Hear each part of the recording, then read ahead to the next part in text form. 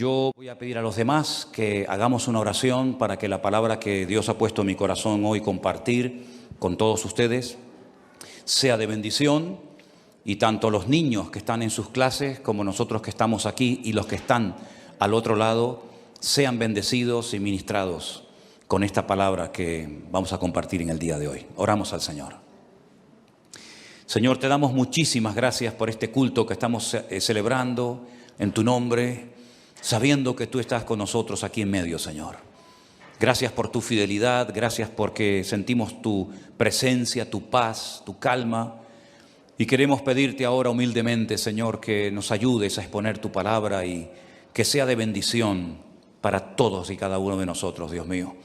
Te damos muchas gracias porque siempre tu palabra nos habla, nos instruye, nos anima, nos fortalece, y queremos pedirte que una vez más sea así, Señor. Ponemos este tiempo en tus manos, en el nombre de tu amado Hijo Jesús. Amén y amén. Gloria al Señor. Yo quiero llevarles, en primer lugar, aunque vamos a leer otros textos a lo largo del mensaje, primeramente vamos a ir a la carta de Santiago. Está casi al final del Nuevo Testamento. Es una carta muy bonita, donde él habla muy claramente todos y cada uno de los temas que él trata. Es muy directo, muy fácil de entender. Esto no significa de que no sea profundo en su mensaje, pero utiliza un lenguaje tan fácil de entender que cuando uno lee la carta de Santiago uno disfruta muchísimo, porque uno entiende lo que lee. Cuando uno lee la palabra y la entiende, uno disfruta y goza muchísimo, ¿verdad? Él habla de muchos temas a lo largo de esta carta, y parece ser que con los ricos estaba un poco picado, ¿eh? A los ricos les habla muy fuerte, porque era una época en la que las clases sociales estaban muy bien diferenciadas, y los ricos en aquella época pues afligían a los pobres, e incluso algunos convertidos con mucha capacidad económica iban a las iglesias y pretendían que fueran tratados de una forma diferente, ¿no? En un trato preferencial, y eso ni al Señor le agrada, y a Santiago pues lógicamente tampoco, ¿no? Y él habla mucho acerca de someterse a Dios, de buscar la sabiduría que viene de lo alto, porque también habla de una sabiduría terrenal, animal y diabólica, pero habla de la sabiduría que viene de lo alto, la sabiduría que viene de Dios. Que dicho sea de paso, él dice que si algún hermano en algún momento de su vida necesita sabiduría, porque no sabe qué hacer, pues que la pida el Señor. Pero cuando pida, que pida con fe, no dudando. Y el Señor dice que le dará la sabiduría necesaria para tomar la decisión o para hacer lo que le corresponda hacer. Habla acerca de la lengua, habla acerca de la importancia de las obras. Toca muchos temas, y en cierto sentido alguien ha dicho, o algunos comentaristas han dicho, que tiene un estilo parecido a los proverbios del Antiguo Testamento, porque salta de un versículo a otro tocando un tema, tocando otro tema, y a veces parece como que pierde el hilo, pero luego lo retoma. Es una carta muy interesante, es una carta muy bonita. Hay varias personas en el Nuevo Testamento que tienen el nombre de Jacobo o Santiago. El Señor Jesucristo tenía un hermano que se llamaba Santiago. Estaban Santiago los hijos de Zebedeo, estaban Santiago los hijos de Alfeo. Hay varias personas que reciben este nombre. Y en el capítulo 4, él toca un tema que a mí particularmente me ha llamado muchísimo la atención. Y ahora les voy a decir por qué, cuando terminemos de leer la porción. En el capítulo 4 de Santiago, desde el versículo 13 en adelante, la palabra de Dios dice así: Vamos ahora, los que decís, hoy y mañana iremos a tal ciudad, y estaremos allá un año, y traficaremos, y ganaremos. Cuando no sabéis lo que será mañana, porque ¿qué es vuestra vida? Ciertamente es neblina que se aparece por un poco de tiempo y luego se desvanece. En lugar de lo cual deberíais decir, si el Señor quiere, viviremos y haremos esto o aquello. Pero ahora os jactáis en vuestras soberbias. Toda jactancia semejante es mala. Y al que sabe hacer lo bueno y no lo hace, le es pecado. ¿Cuántos dicen amén? Si algo creo que todos hemos aprendido en este último año, es que eso de hacer planes a largo plazo, como que ya no va. Ya todo es a corto plazo. Hemos visto que el mundo cambia de un día para otro con una rapidez tremenda. Hemos visto cómo la economía, las familias, las naciones, todo cambia con una rapidez tan brutal que eso, ya digo, de hacer planes a largo plazo, pues como que ya no va con nosotros. En aquellos tiempos de la Biblia en los que se escribió esta carta, el Imperio Romano no paraba de conquistar nuevas tierras. Y cuando conquistaba nuevos territorios, Roma tenía la costumbre de levantar nuevas ciudades y de invitar a la gente alrededor o de otras naciones a que fueran a vivir a esas ciudades. Y muchos judíos iban, porque el Señor les dio a ellos la capacidad de hacer negocios y de ganar dinero. Y muchos judíos iban a esas ciudades recién inauguradas para empezar una vida nueva. Y hacían planes, sobre todo con el objetivo, con la intención de ganar dinero, de hacerse ricos rápidamente, porque montarían el primer negocio de lo que fuera y lógicamente la gente tendría que recurrir a él para comprar lo que fuera. Y Santiago, observando la costumbre que había en aquella época de buscar nuevos territorios, nuevos lugares para empezar una vida nueva y ganar dinero rápidamente, fácilmente, dirige estas palabras específicamente a ese tipo de personas. Esas personas que hacían planes sin consultar con Dios. Esas personas que hacían planes a largo plazo y no metían a Dios en sus planes, sino que tenían como una especie de agenda, pero Dios no aparecía por ninguna parte.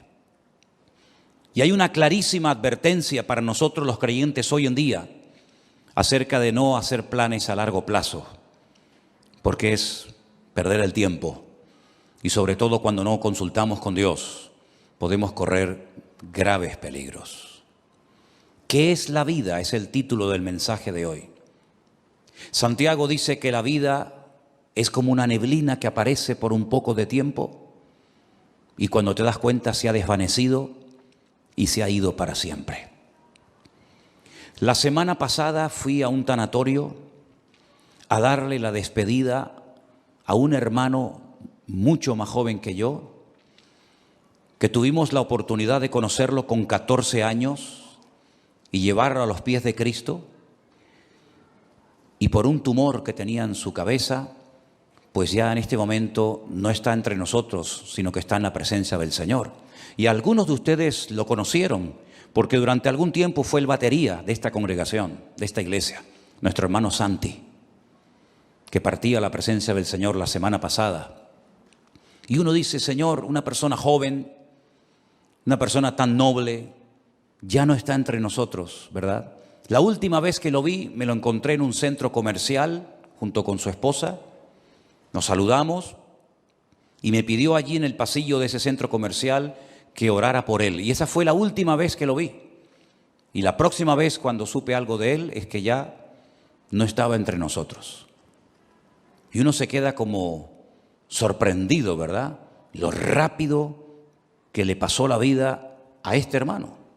Pero esta semana, una hermana desde Bélgica, un matrimonio precioso con su niño, que han viajado en varias ocasiones con nosotros a Israel, me mandaba un WhatsApp pidiéndome oración por su marido, que necesitaba urgentemente un milagro en su vida. Lo llamé. Él está en el hospital, o estaba en el hospital. Hicimos una videollamada, nos vimos y le han diagnosticado un cáncer y le han dado 3 meses de vida. Un hermano que fue al médico, se encontraba mal y el médico le dijo, esto es lo que tienes y y no hay nada que hacer. Y pensando en todo esto, leyendo estos versículos, yo decía, Señor, hacer planes hoy en día a largo plazo, ¿para qué sirve? Si capaz que hoy es el último culto que estamos aquí. ¿Quién sabe lo que nos depara la vida? ¿Quién sabe cuánto tiempo nos queda? ¿Quién sabe si algunos de los que están aquí tal vez no llegaremos a fin de año? Solamente Dios lo sabe. Él es el que da la vida y el que la quita cuando quiere y como quiere. Y muchas veces observo a creyentes cómo oran, cómo organizan su vida, y me doy cuenta de que sin darnos cuenta podemos caer en el error de hacer planes y proyectos y llenar la agenda con actividades. Pero, por supuesto, si Dios quiere, llevaremos a cabo esos planes, porque si Dios dice no, por más que nos empeñemos, no tiene ningún sentido. Estaba leyendo algunos versículos donde Pablo abre su corazón, por ejemplo, a los hermanos de la iglesia de Corinto, y les cuenta sus planes, y les dice, voy a ir aquí, voy a ir allá, y quiero hacer esto, y quiero hacer aquello. Y hay un momento en la carta de Pablo a los Corintios que les dice, iré pronto a vosotros si el Señor quiere.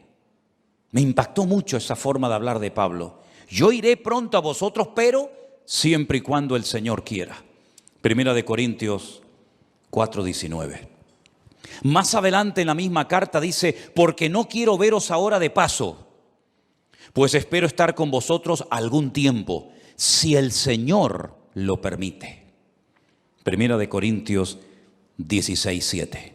Un varón de Dios, un hombre con unos dones y unas habilidades ministeriales tremendas, pero él sabía perfectamente que si el Señor no permitía, si el Señor no quería que fuera a Corinto, a Macedonia, a Éfeso, a donde fuera, no iba a ir por muchos planes que tuviera.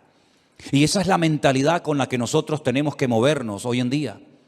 No vamos a hacer planes sin consultar con Dios, porque ya el Señor nos ha demostrado clarísimamente que la vida es muy corta y que eso de hacer planes a largo plazo no tiene ningún sentido. Eso no significa de que vamos a vivir muertos de miedo. Eso no significa de que vamos a estar inactivos y con una inseguridad constante y permanente en nuestra vida, ni muchísimo menos.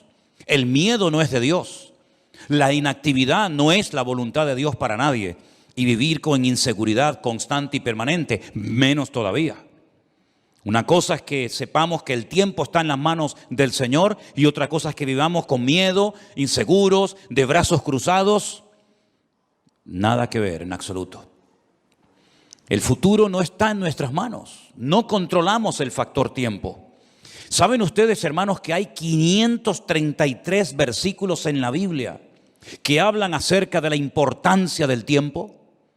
533 versículos. Y hay un capítulo casi entero, que es el famoso capítulo 3 del libro de Eclesiastés, donde en 29 ocasiones diferentes Salomón utiliza la palabra et, que es la palabra tiempo. Y él dice que en la vida tenemos que mentalizarnos, estar preparados y reconocer que en la vida hay tiempo prácticamente para todo. Tiempo para morir, tiempo para vivir, para morir, tiempo para sembrar, tiempo para cosechar, tiempo para reír y pasarlo bien y tiempo también para llorar. Y él habla en 29 ocasiones de distintas circunstancias o situaciones en la vida en las que nos vamos a encontrar, porque prácticamente tendremos tiempo para todo. Me llama mucho la atención que Pablo le da mucha importancia al factor del tiempo y llega a decir, aprovechar bien el tiempo, porque los días son malos. También Salomón en esos proverbios, tantos que escribió, hay uno que aprendí hace muchos años que es el 27:1, que dice, no os jactéis del día de mañana, porque no sabes qué traerá de sí el día. No te jactes, como diciendo, bueno, yo controlo el presente, el mañana y el pasado mañana. No te jactes, no hables así, porque tú no sabes lo que va a traer el mañana. El mismo Señor Jesucristo nos enseñó en el Sermón del Monte que no tenemos que estar afanados ni preocupados por el día de mañana, sino que basta a cada día su propio afán. ¿Cuántos dicen amén? Estamos viviendo estos días con mucha expectativa y viendo a ver qué es lo que termina de suceder en este país de Kabul, de Afganistán, cuya capital es Kabul, ¿verdad? Donde hay una especie de calma tensa.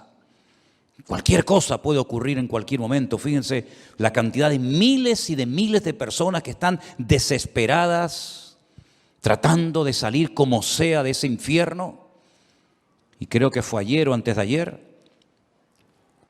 un terrorista suicida se metió en medio de esa multitud y se explotó y murieron 170 personas. Personas que jamás en la vida se les hubiera ocurrido que estando en aquel lugar esperando un avión, una salida, ese iba a ser el último día de su vida. Incluso algunos soldados que estaban ya a punto de salir para su país también perdieron la vida. No somos dueños de la vida. No somos dueños del mañana. Y por eso cada uno de nosotros tenemos que partir de la base de que lo que tengamos que hacer, hágalo pronto, antes de que sea demasiado tarde. También Salomón, que era un hombre que reflexionaba y meditaba sobre tantas cosas, en su libro de Eclesiastés dijo: acuérdate de tu Creador antes de que vengan los días malos, antes de que pierdas la visión, antes de que vengan los dolores, antes de que te quedes ciego, antes de que te vengan los problemas y de la vida, antes de todo eso, acuérdate de tu Creador en los días de tu juventud. Tenemos al Señor presente en nuestros planes y en nuestros proyectos. Una vez escuché una entrevista que le hacían a un famoso cantante, donde decía que tenía su agenda llena para los próximos 5 o 6 años, si no recuerdo mal. Tener la agenda llena para los próximos 5 o 6 años. Y después vino el COVID y todo eso, y seguramente su agenda la tuvo que tirar a la basura. Yo no sé si tú llevas una agenda y unos planes y unos proyectos y unos sueños, pero como no metas al Señor en esos sueños, planes y proyectos, ¿quién te asegura a ti de que vas a poder cumplir con todos tus sueños y con todos tus objetivos? Por eso siempre le digo a la gente: ¿has orado y has consultado con Dios lo que has decidido hacer?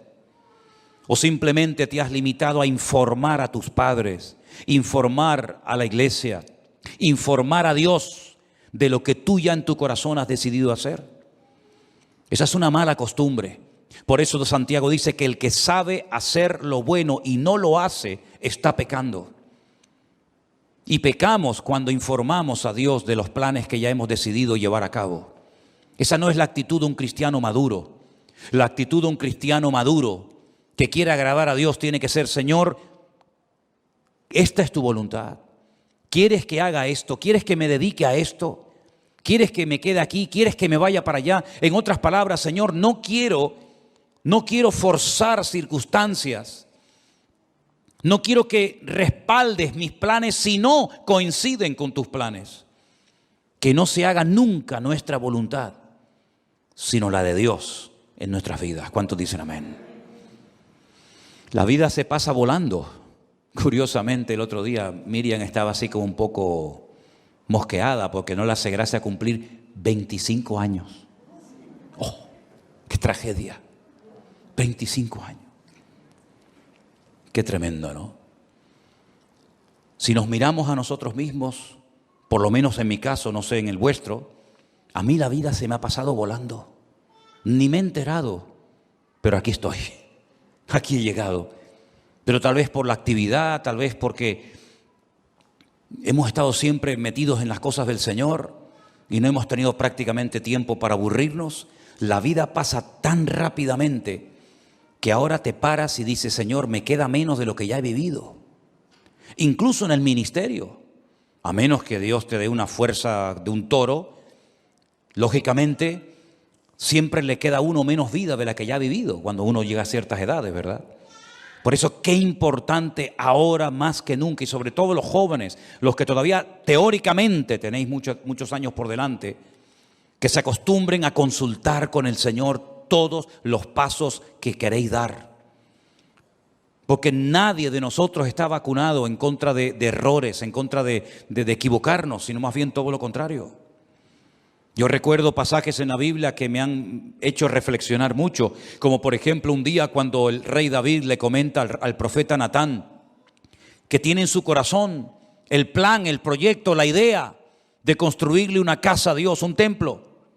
Y llega el profeta Natán y le dice: haz todo lo que pongas, lo que sientas en tu corazón, porque Dios está contigo. Y al día siguiente tiene que llegar y decirle: Dios te dice que tú no puedes construir ese templo, sino tu hijo lo hará. ¿Qué había de malo en construir una casa, un templo a Dios? Nada. Pero los planes de Dios no eran que David fuera el que construyera el templo, sino su hijo. Para él su sueño en la vida era construirle un templo al Señor. Además, ya estaban todos los enemigos prácticamente sometidos, derrotados. Todos pagaban impuestos. Había paz en el país, todas las fronteras estaban bien seguras. Era el momento idóneo para comenzar a construir ese templo. Pero el Señor dijo no. Y él se murió con ese anhelo en su corazón de construir esa casa, ese templo al Señor. Pero le preparó todo para que su hijo Salomón lo hiciera. Así son las cosas del Señor. Unos siembran, otros cosechan, unos preparan todos los materiales para la construcción del templo, otros lo construyen. Cada uno de nosotros tenemos que consultarle al Señor si lo que estamos haciendo con la única vida que tendremos, que es esta, porque con la otra vida no contamos, en el sentido de que allí no vamos a mandar nosotros, pero con la única vida que nosotros podemos tener un mínimo de voluntad, tenemos que acostumbrarnos a someter todo absolutamente a Dios, para no perder el tiempo, para no encariñarnos, para no entusiasmarnos con cosas, con planes, con lugares, con personas que al fin y al cabo no entraban dentro de los planes de Dios. ¿Qué sentido tiene invertir mi vida, mi tiempo, mi energía, mis dones, mi juventud en algo para lo cual yo no nací? En algo que Dios no dispuso para mi vida. ¿Qué sentido tiene? Ninguno. Haber perdido mi tiempo, haber perdido mi vida en cosas que no eran de la voluntad de Dios. Sí, habrá ganado mucho dinero, pero dice la Biblia que un hombre, y si ustedes han prestado atención a la lectura esta tarde, fue muy interesante la parábola que el Señor contó. Un hombre que fue prosperado en sus negocios, un hombre que decidió ampliar sus graneros, porque había producido tanto su herencia, había producido tanto su negocio, que dijo: bueno, voy a derrumbarlo todo y voy a construir graneros más grandes. Los derribaré, edificaré mayores, guardaré mis frutos, guardaré todos mis tesoros, todo mi patrimonio. Y cometió una gravísima equivocación. Le habló a su alma, le habló a sí mismo y dijo: alma, muchos bienes tienes guardados para muchos años, repósate, come, bebe y regocíjate.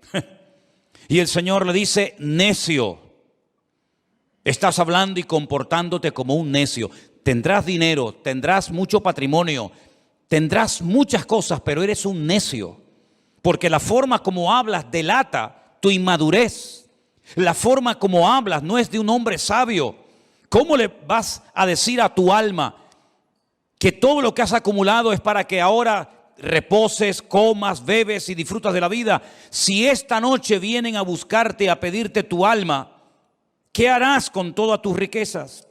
No te van a servir absolutamente de nada. Absolutamente de nada.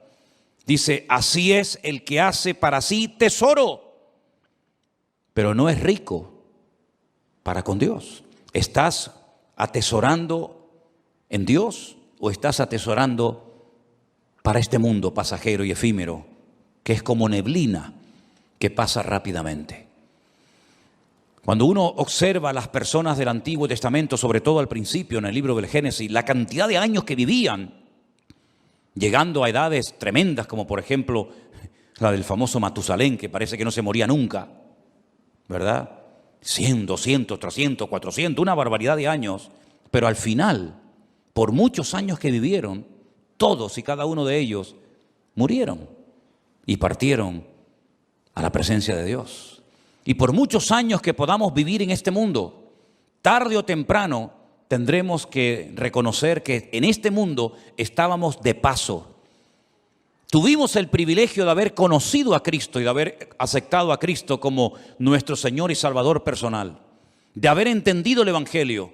Pero no solamente eso es importante, sino una vez que yo me he convertido, lo cual no es fruto de la casualidad, sino del plan de Dios para mi vida, como aquel sabio hombre, tenemos que decirle al Señor, y ahora que soy salvo, ahora que he entendido el Evangelio, cuando hay millones y millones de personas en el mundo que no saben ni quién eres, jamás en la vida han tenido una Biblia en la mano, y yo dentro de toda esa multitud enorme de personas te he conocido, he entendido la palabra, tengo la Biblia conmigo cada día, ahora ¿qué quieres que yo haga? Porque sería absurdo y necio por nuestra parte pensar que me he convertido para nada. Simplemente para no irme al infierno, simplemente para ir a la presencia del Señor. Y el tiempo desde que me convertí hasta que vaya a la presencia del Señor, ¿qué hago? Puede ser que en algunos casos algunos tienen que seguir haciendo y dedicándose a lo que hicieron antes de convertirse, no digo que no. Pero por ejemplo el apóstol Pablo o Saulo de Tarso recién convertido tuvo el valor de preguntarle al Señor, ¿qué quieres que haga? Porque teóricamente, lo humanamente, lo lógico hubiera sido volver a Jerusalén, contarle a los que te enviaron que tuviste una experiencia que te cambió la vida y seguir con tu tradición, con tu ley, con tu mundo de rabino, etcétera, etcétera. Pero fue valiente y se atrevió a decirle a Dios, ¿y ahora qué quieres que haga? Y el Señor le dijo, entra en la ciudad y se te dirá lo que debes de hacer. No le habló un ángel, no le habló Dios con una voz audible revelándole el plan para su vida, pero Dios utilizó a un hombre fiel que estaba viviendo en aquella ciudad que se llamaba Ananías. Y Ananías fue, oró por él y le dijo, hermano Saulo, esto y esto es lo que Dios quiere que hagas con tu vida. ¿Tú has tenido esa segunda experiencia? ¿O has tenido solamente la experiencia de haber nacido de nuevo? Gloria a Dios por ella.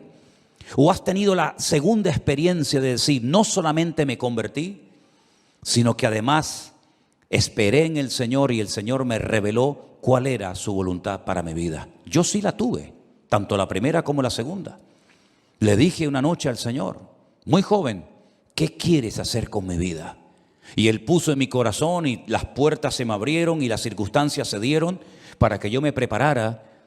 Y en los últimos 40 años de mi vida he estado sirviendo a Cristo, lo cual ha sido la mejor decisión que he tomado en toda mi vida. Y lo que lamento es que no podré tener tal vez otros 40, 50 o 60 años sirviendo al Señor, porque hay tanto por hacer.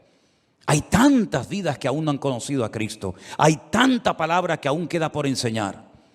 Pero gloria al Señor que en la Biblia vemos que uno moría y Dios automáticamente levantaba a otro. Me imagino que para el pueblo de Israel habrá sido una tragedia, una pérdida tremenda el haber perdido a Moisés, porque además ni pudieron enterrarlo, porque se fue una mañana a orar al monte y nunca más volvió, porque dice que Dios lo enterró y nadie sabe dónde Dios lo metió. Y me imagino que algunos habrán dicho, ¿y ahora qué hacemos? El Señor levantó a otro hombre llamado Josué. Amén, hermanos.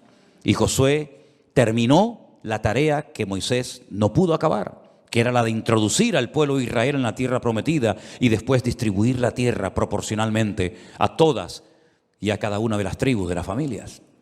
Y cuando muere Elías, aquel hombre valiente, aquel hombre que Dios usó tanto, alguien habrá dicho, bueno, ¿y ahora? ¿Ahora cómo Dios nos va a hablar si no hay nadie? Claro que había alguien. Dios levantó a un Eliseo. La tragedia fue que cuando murió Eliseo no hubo otro que se levantara como él. Y hoy en día tenemos que partir de la base de que nos complementamos los unos a los otros. Y uno llega hasta un punto y el otro sigue de ese punto al siguiente y así sucesivamente. Y tenemos que pedirle al Señor, Señor, ¿para qué me has traído a este país? ¿Para qué me has traído a esta iglesia? ¿Por qué he conocido este ministerio? ¿Por qué te he conocido a ti? El otro día paseando por la calle, oía a algunas personas hablar y conversaciones y yo decía, Señor, no sé cómo hoy en día hay gente que es capaz de vivir sin Dios. Vidas huecas, vidas vacías, no tienen tema de conversación, siempre hablan de lo mismo.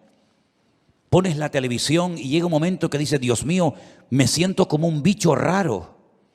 Todo lo que oigo es como en otra frecuencia completamente diferente a la que nos tenemos que mover los creyentes. Vemos una necesidad tremenda en Afganistán. Wow, yo no hablo el idioma de ellos, ni mucho menos, pero hasta te entran las ganas de decir, Dios mío, me gustaría ir para allá para poder evangelizarles y poder hablarles de Cristo, ¿no? Y como en Afganistán hay 20.000 lugares en el mundo donde hay tanta necesidad de tanta gente que no conoce al Señor. Y después, por otra parte, te encuentras a un montón de creyentes aburridos, que no le encuentran sentido a su vida. Creyentes que pasan los días, las semanas, los meses y los años, y cuando no le duele aquí, le duele allá, y cuando no le duele allá, le duele por allá, y siempre soy yo, mi necesidad, mi economía, mi dolor, mi artrosis, mi artritis, mi no sé qué. Y yo digo, pero Dios mío, ¿cuándo nos vamos a dar cuenta de que no estamos en esta vida para perder el tiempo? Sino que estamos en esta vida para cumplir con el propósito por el cual tú permitiste que yo naciera y volviera a nacer de nuevo al conocerte a ti. ¿Qué es la vida? Neblina, lo dice bien claramente la palabra de Dios. Es una neblina. Cuando te das cuenta, llegas a los 25, a los 30, a los 40, a los 50, a los 60, a los 70, a los 80 y vamos a parar ahí. Y uno dice, ¿y qué son 80 años? ¿Qué son 90 años? Me acuerdo un día fui a ver a mi abuelo en los últimos días ya de vida que le quedaban. 106 años tenía en ese momento cuando hablé con él y se me queda mirando y me dice, ¿y yo por qué vivo tanto? ¿Por qué vivo tanto? No me muero nunca, me dice. He enterrado a todos mis amigos, he enterrado a montones de gente. Y se cumplió aquello que decía mi padre, el viejo, el abuelo nos va a enterrar a todos, porque todos se morían menos él. Pero al final murió, se le acabó la pila. Y uno dice, madre mía, 106 años. ¿Y qué son 106 años? No es nada, es neblina que pasó. Duró un poco más la neblina ese día, pero al final la neblina terminó también disolviéndose. Hay un versículo en la Biblia, en el libro de Eclesiastés, vengan conmigo por favor al capítulo 3, muy interesante, donde Salomón, reflexionando acerca de lo que es la vida, las distintas circunstancias, momentos y experiencias que vamos a tener, él dice lo siguiente: ¿qué provecho tiene el que trabaja de aquello en que se afana? Eclesiastés 3:9. ¿Qué provecho tiene? ¿Cuál es el objetivo? ¿Cuál es la finalidad de aquello en lo que me afano? Dice Salomón, yo he visto el trabajo que Dios ha dado a los hijos de los hombres para que se ocupen de él. Todo lo hizo hermoso en su tiempo y ha puesto eternidad en el corazón de ellos, sin que alcance el hombre a entender la obra que ha hecho Dios desde el principio hasta el fin. Yo he conocido que no hay para ellos cosa mejor que alegrarse y hacer bien en su vida. Y también que es don de Dios que todo hombre coma y bebe y goce el bien de toda su labor. He entendido que todo lo que Dios hace será perpetuo. Sobre aquello no se añadirá ni de ello se disminuirá, y lo hace Dios para que delante de él teman los hombres. Aquello que fue ya es, y lo que ha de ser fue ya, y Dios restaura lo que pasó. Es como un círculo, ¿verdad? Unos van, unos vienen, unos mueren, unos nacen. Pero las lecciones que el Señor ha grabado a fuego en nuestros corazones en este último año, creo que no tenemos que olvidarlas nunca en la vida. Dios nos está dando oportunidades hoy en día más que nunca para que podamos hacer lo más importante que podemos hacer, que es servir a Dios, servir a su obra y dar la vida en rescate por muchos. ¿Cuántos dicen amén? Nadie de los que están aquí en esta tarde que ha conocido el Evangelio tiene por qué sentirse inútil, que no sirve para nada, que no está capacitado, que no sabe. Déjense de excusas, hermanos. Todos y cada uno de los que estamos aquí hemos sido llamados específicamente por el Señor. Primero para que le conociéramos a Él. Pero ya le conoces, ya está, gloria a Dios. Ahora cada día nos esforzamos, leemos la palabra, estudiamos, oramos, nos congregamos. Eso es normal en la vida de cualquier creyente, el crecimiento, el desarrollo, la madurez, ¿verdad? Pero la actividad propia de cada miembro es insustituible. Nadie puede ocupar tu lugar en el cuerpo. porque cada uno de nosotros tenemos una función que cumplir. Y la Biblia dice que una iglesia sana es cuando cada miembro reconoce para qué está en ese cuerpo, cuál es su función y cuál no es su función. A veces veo gente que se quiere dedicar a lo que Dios no lo ha capacitado, en vez de dedicarse y ocuparse a lo que Dios sí le ha capacitado. No tienen que imitar a nadie, no tienen que frustrarse diciendo, a mí me gustaría cantar o predicar o hacer o ser como aquella otra persona. No, porque no es así como tenemos que movernos en el reino. Tenemos que decirle al Señor, Señor, ¿cuál es mi función? Y dice la Biblia que hay miembros en el cuerpo que parece que no sirven para nada, pero a la hora de la verdad son a veces los más necesarios. Y hoy en día necesitamos un ejército de hombres y mujeres que pasen tiempo orando a Dios. Hay tantas necesidades.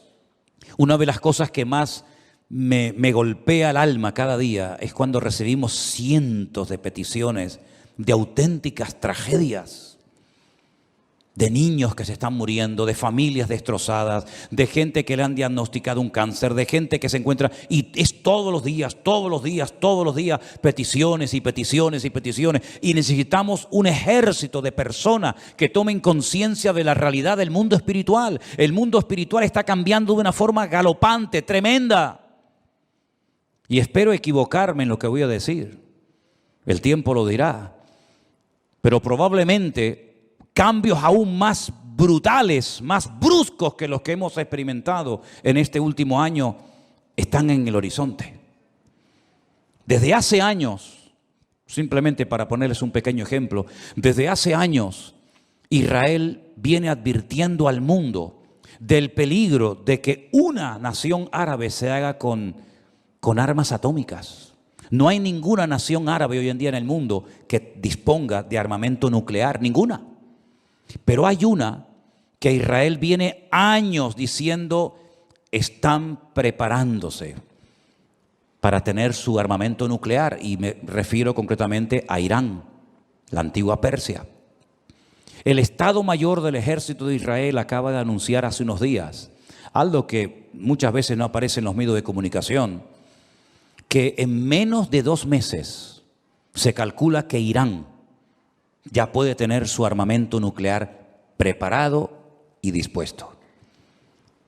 ¿No les ha sorprendido la velocidad y lo rápido con lo que están saliendo los soldados norteamericanos, por ejemplo, de Afganistán, donde han estado 20 años? ¿Por qué tanta prisa? ¿Por qué tanto apuro? Parece que hay que salir ya. ¿No lo podían haber hecho hace años de una forma más escalonada, mejor organizada? ¿Por qué tanto aprisa? Porque Estados Unidos no puede permitirse el lujo de tener a 400,000 soldados en un país haciendo prácticamente nada, sabiendo lo que se viene encima. Israel se está preparando para atacar Irán. No puede esperar que Irán le ataque, porque si Irán le ataca, lo destruye. Israel tiene que pegar primero para no ser destruida. Si en los próximos meses, como se comenta, Israel decide atacar Irán, porque sabe que le queda poco tiempo, menos de 2 meses, para decir vamos a por ellos, el mundo va a cambiar completamente. Por eso cuando veo a creyentes hablando de vanidades, de modas, de cosas ridículas y absurdas, yo digo, pero no son conscientes de la que se nos viene encima. Si este hecho, que espero que se dilate en el tiempo, se va a llevar a cabo en los próximos meses, nuestra vida va a cambiar para siempre. Y puede ser el inicio perfectamente de una tercera guerra mundial, donde se van a utilizar una serie de armas que no se han utilizado jamás, y donde los bloques bien posicionados, los chinos, los rusos, los árabes, Occidente, Oriente, ya cada uno sabe dónde colocarse y qué fichas mover en el tablero. Por eso lo que tengamos que hacer, queridos hermanos, vamos a hacerlo pronto, porque el tiempo se acorta y no hay tiempo que perder. Y la palabra del Señor nos enseña que Cristo viene pronto, pero antes de que el Señor venga, dará un tiempo de gracia para que el hombre conozca el Evangelio. Pero dice, ¿cómo creerán si no hay quien les predique. No tenemos que decir que no ha habido personas que se han convertido, vamos a decir, entre comillas, solas. Sí, hay algún caso por ahí, sí. Alguna persona que se compra una Biblia, que viene a una iglesia, sí, pero son los menos. El sistema de Dios es que la iglesia se ponga las pilas y predique el evangelio a tiempo y fuera de tiempo. Y la Biblia dice que antes de la venida del Señor habrán una serie de señales que ya se están dando y que probablemente muchos de nosotros las veamos, y por lo tanto ya no hay tiempo que perder. Sé sabio con la utilización de tus recursos económicos. Sé sabio con tu tiempo. Organízate de tal manera de que tengas tiempo para estudiar las profecías, para prepararte, para servir al Señor. Y mira, y cualquiera, sea pastor o no sea pastor, lleves un año, lleves poco tiempo, cualquiera puede ir a una librería cristiana y comprar 100, 200 Nuevos Testamentos, Biblias, y salir por el barrio un día y regalárselas a esos jóvenes que están ahí en la calle, o al señor que está en el bar que saludas todos los días. Cualquiera de nosotros puede acercarse a una persona y decirle, oye, mira, quiero regalarte algo que te va a venir muy bien, un libro, una Biblia, un Nuevo Testamento, invitarlo un día al culto, darle una tarjeta, que hay cientos de tarjetas todavía por ahí sin repartir, donde aparece la página web de la iglesia, los canales de Facebook y de YouTube, para que puedan escuchar la palabra de Dios. ¿Sabes cuántas miles? Y ya puedo hablar de miles, ¿Sabes cuántas miles de personas viendo las redes sociales se han reconciliado con el Señor y han conocido a Cristo como su Señor y Salvador personal en este último año? Es incontable el número.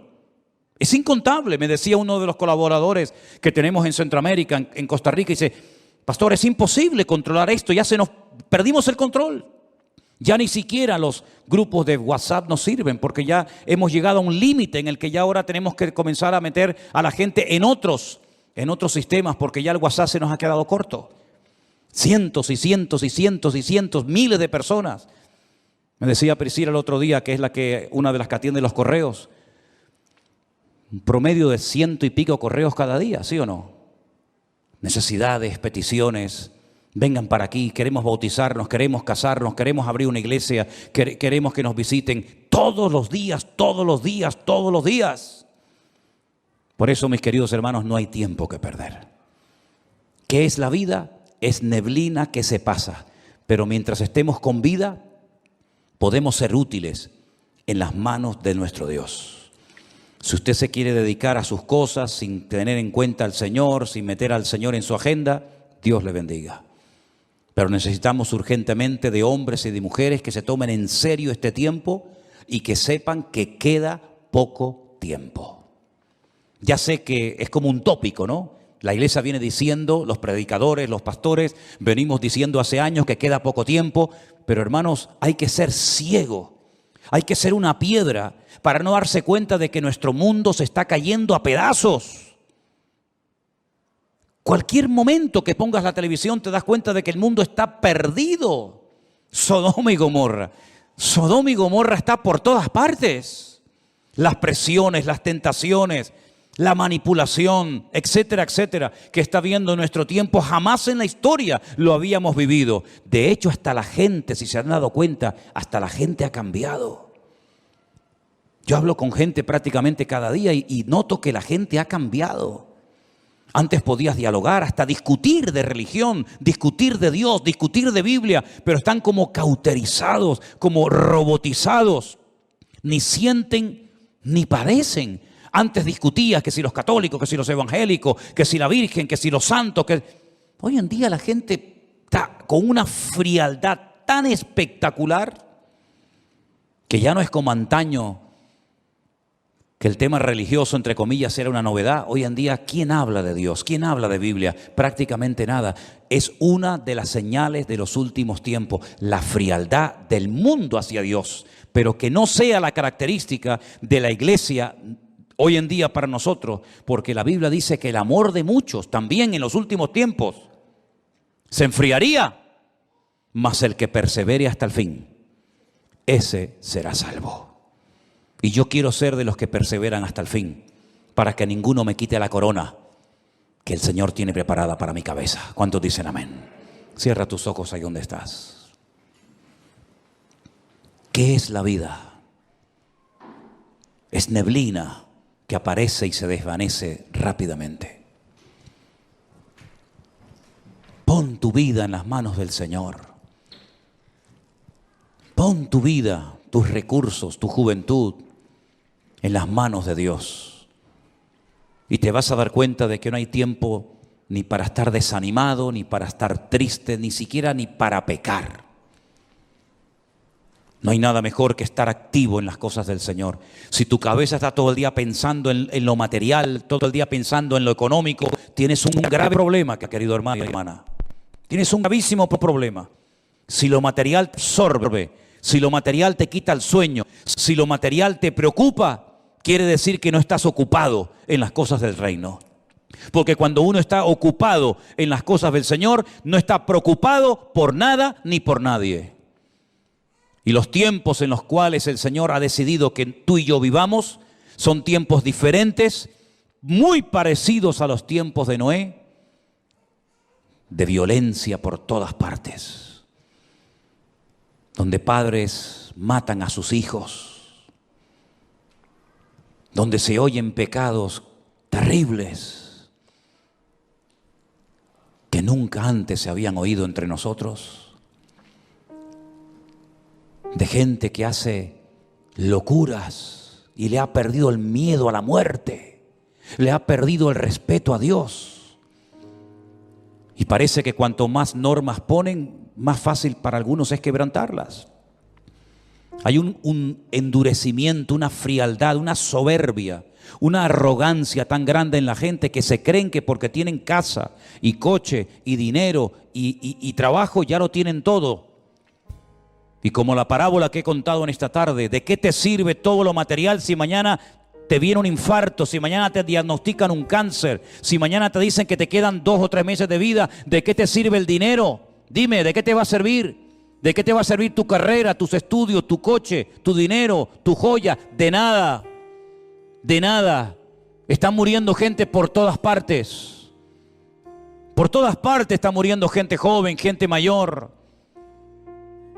Prepara tu vida, porque tarde o temprano tendrás que enfrentarte ante la realidad de que tu vida se acaba. Los ricos se mueren y los pobres también, y los blancos y los negros y los cristianos y los ateos se mueren. Es ley de vida. Y por eso es muy importante que tú digas: ¿qué estoy haciendo con mi vida, con mis hijos? ¿Quién está atendiendo a mis hijos? ¿Qué están aprendiendo mis hijos en la escuela? ¿Qué basura le están metiendo a mis hijos en las clases? Y tú no te enteras porque estás en tu mundo, estás en un mundo desconectado de la realidad, donde tus hijos a veces prefieren ir al amigote del barrio, hacerle la pregunta que le deberían haberle hecho a su padre, pero su padre está muy ocupado y su madre está también muy ocupada. Es tiempo de buscar a Dios. Ya no hay tiempo que perder. La gente está atontada, la gente está perdiendo el tiempo en boberías, en tonterías, y no se dan cuenta de que esto se acaba y Cristo viene pronto. Y puedes reírte, puedes burlarte, puedes hacer lo que quieras, pero la realidad es la misma.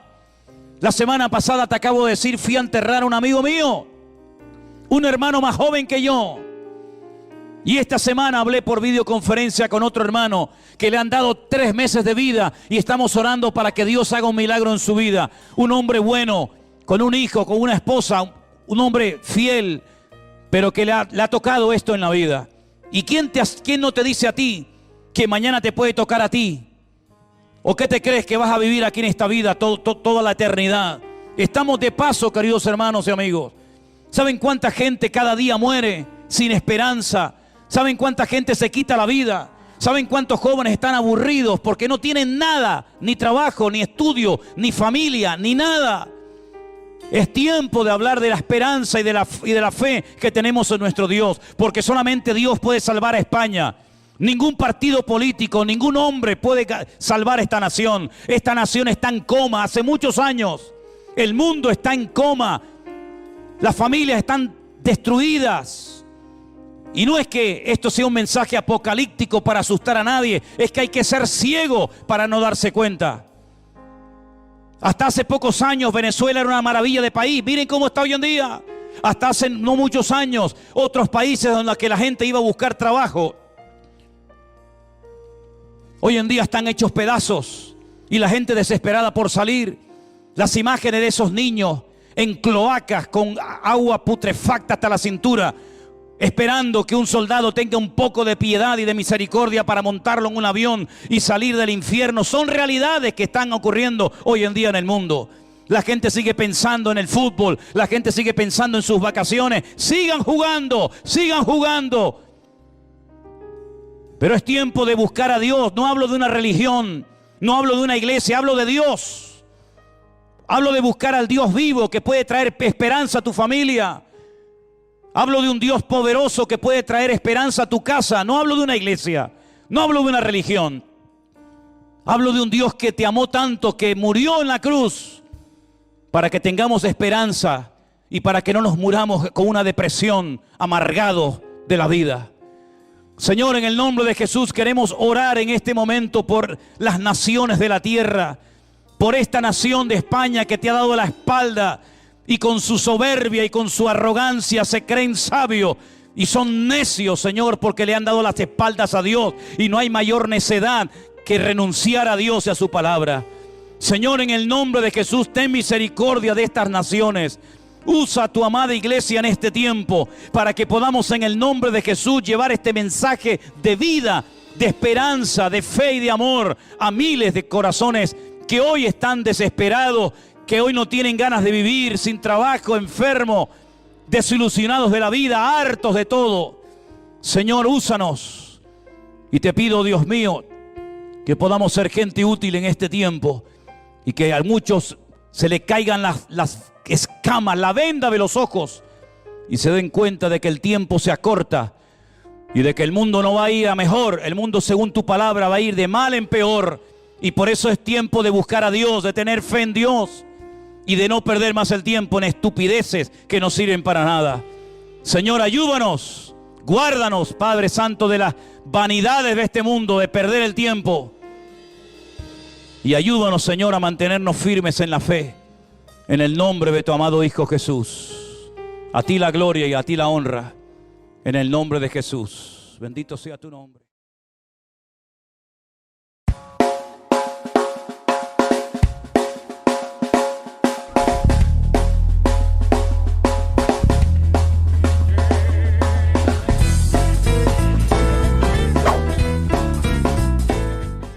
Muy bien, hermanos, vamos a orar un momentito. Ahí donde estás, si es posible, cierra tus ojos. Vamos a presentar este tiempo de estudio, de reflexión de la palabra. Creo que hoy tenemos un texto que es realmente un texto espectacular. Son palabras que el Señor le dirigió a uno de los reyes de Israel, y yo creo que nos van a hacer mucho bien y nos va a venir muy bien escuchar lo que el Señor le dijo, en este caso al rey Salomón, acerca de lo que tenía que hacer en tiempos de necesidad, en tiempos de crisis. De hecho, el título del mensaje es ¿qué hacer en los tiempos difíciles? ¿Qué hacer cuando estamos en apuros, en aprietos?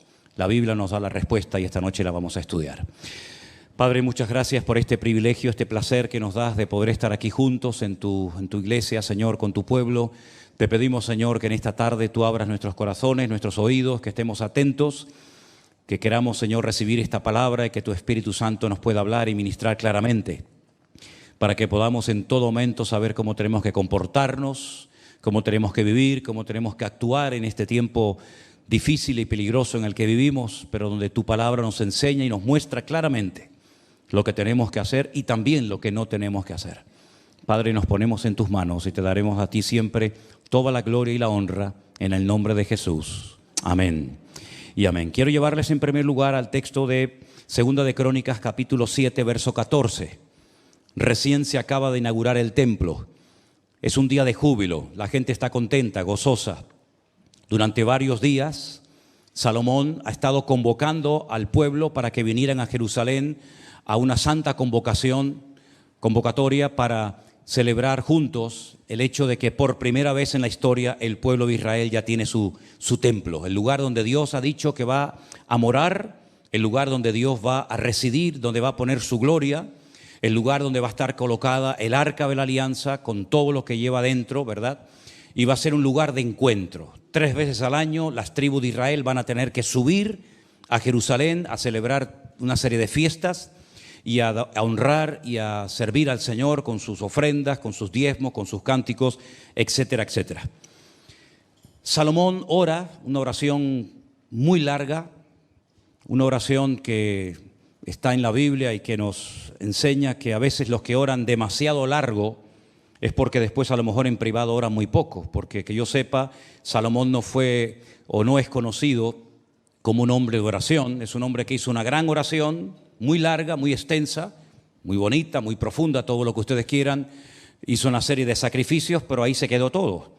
Luego después se dedicó a construir sus propias casas, a construir las caballerías para los animales, los caballos, los templos para tener contentas a sus 700 esposas y a sus 300 concubinas y poco más, ¿saben?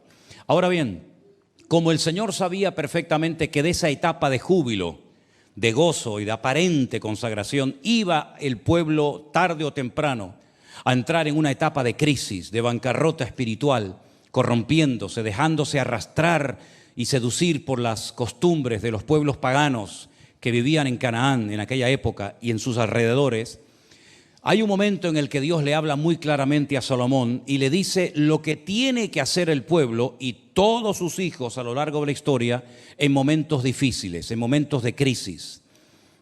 El pueblo de Israel llegó a un punto en el que se olvidó de Dios, totalmente. Le dio las espaldas descaradamente a Dios, comenzaron a adorar imágenes que nunca tenían que haber adorado, comenzaron a practicar costumbres prohibidas por Dios en su palabra. Pero el Señor les da el antídoto, les da la palabra exacta de lo que tienen que hacer cuando llegue ese tiempo de sequía, cuando llegue el tiempo en el que los enemigos que están ahora calladitos y en paz y quietos les ataquen y comiencen a complicarles la vida, la existencia.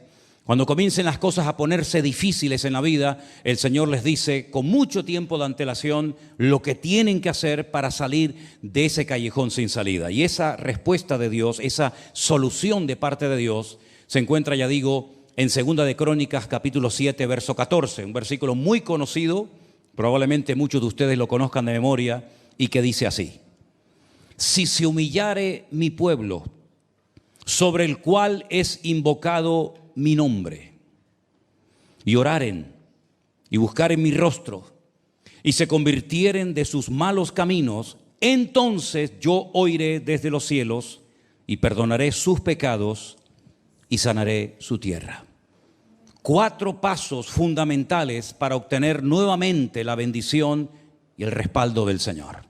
Esos 4 pasos los podemos resumir en 4 palabras o en 4 frases. La primera es humillarse ante la presencia del Dios Santo.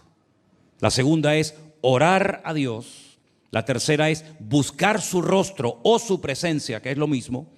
Y finalmente convertirse de los malos caminos.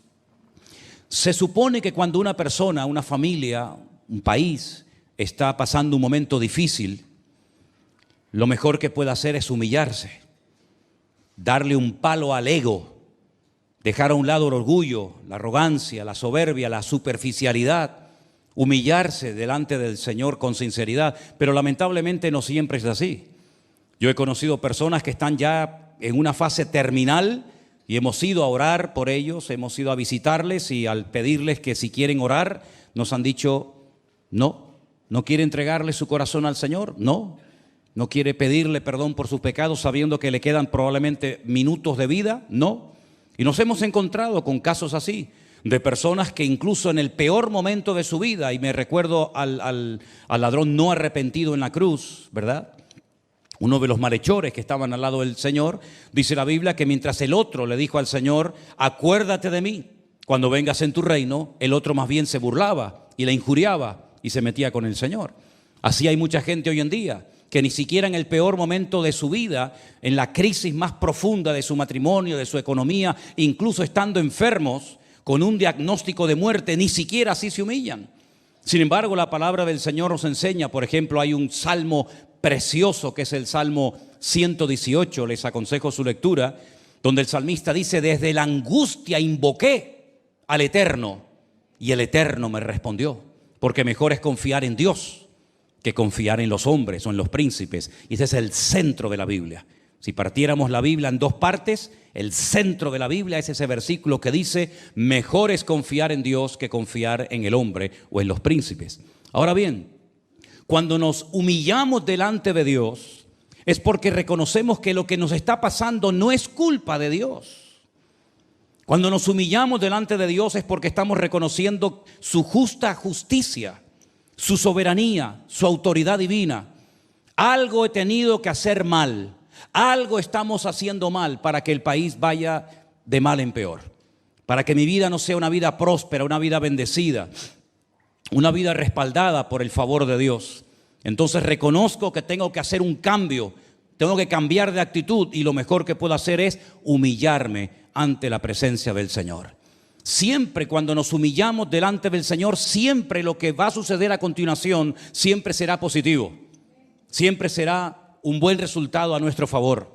Por el contrario, si nos negamos, que podemos hacerlo, a humillarnos delante de la presencia del Señor, las consecuencias pueden ser catastróficas.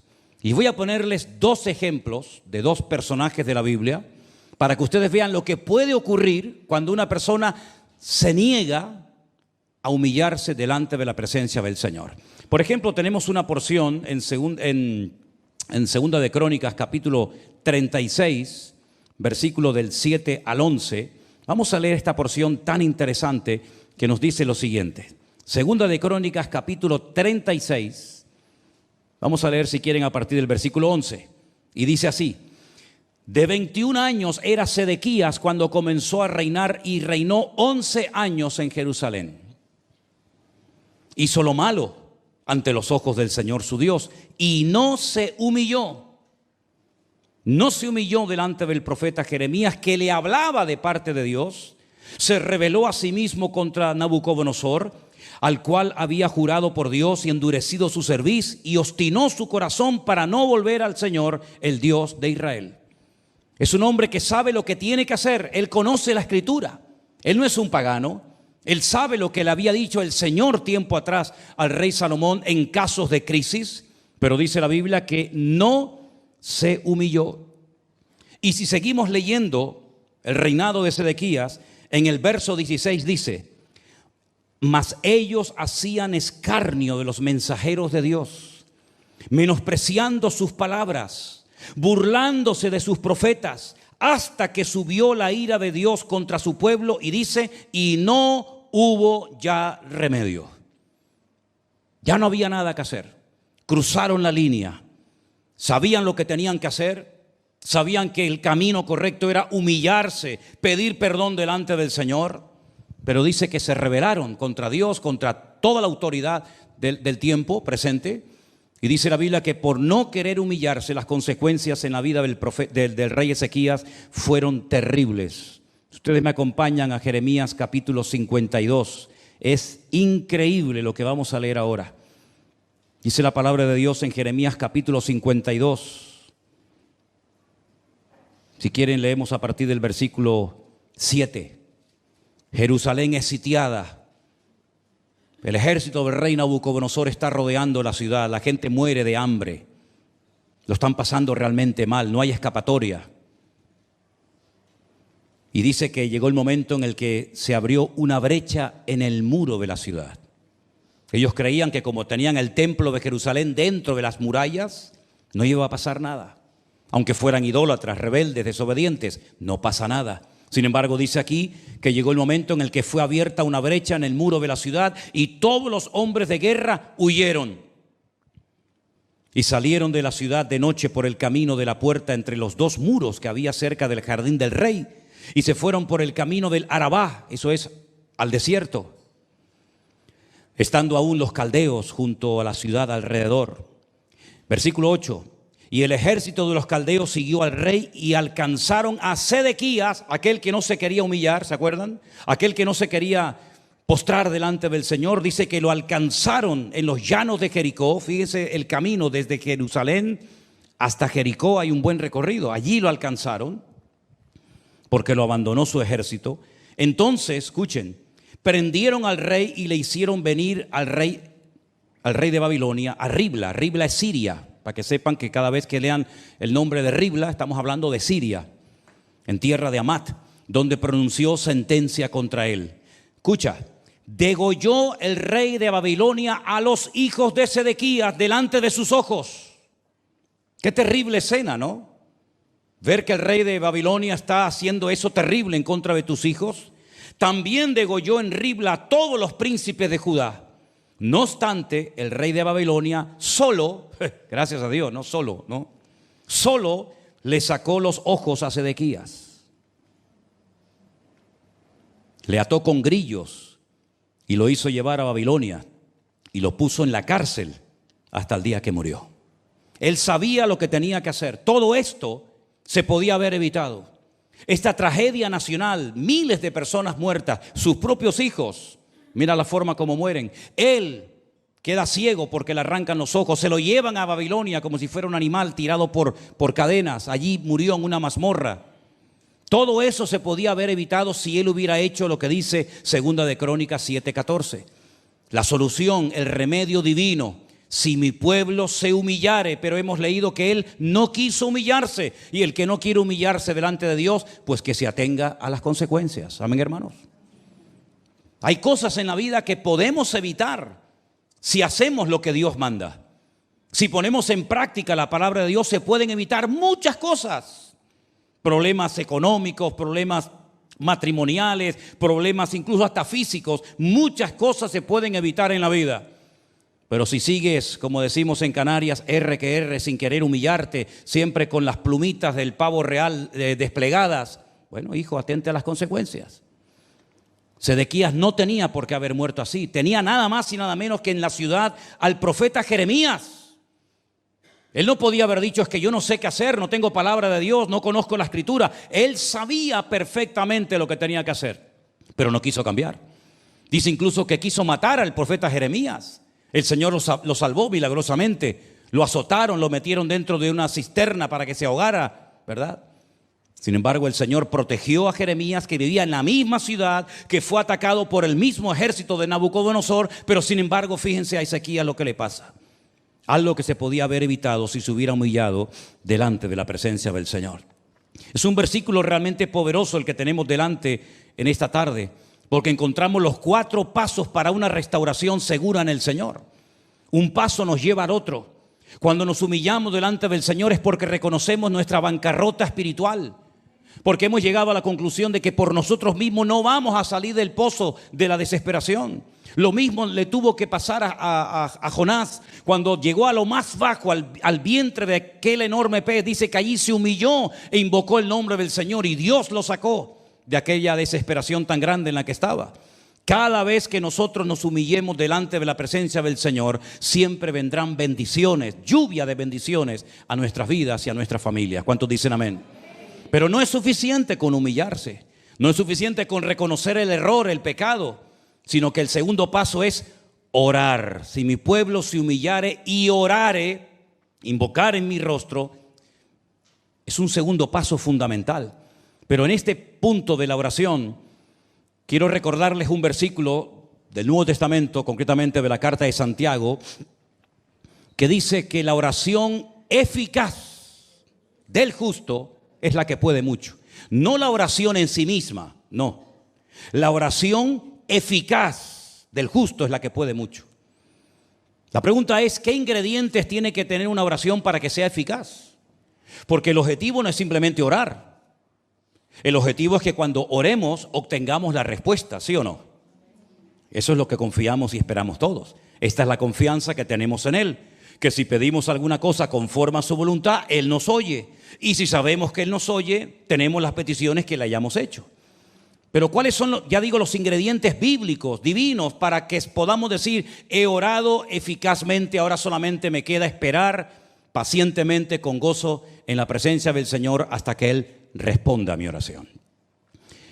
Hermanos queridos, una cosa es orar y otra cosa es orar eficazmente u orar bien. ¿Por qué digo orar bien?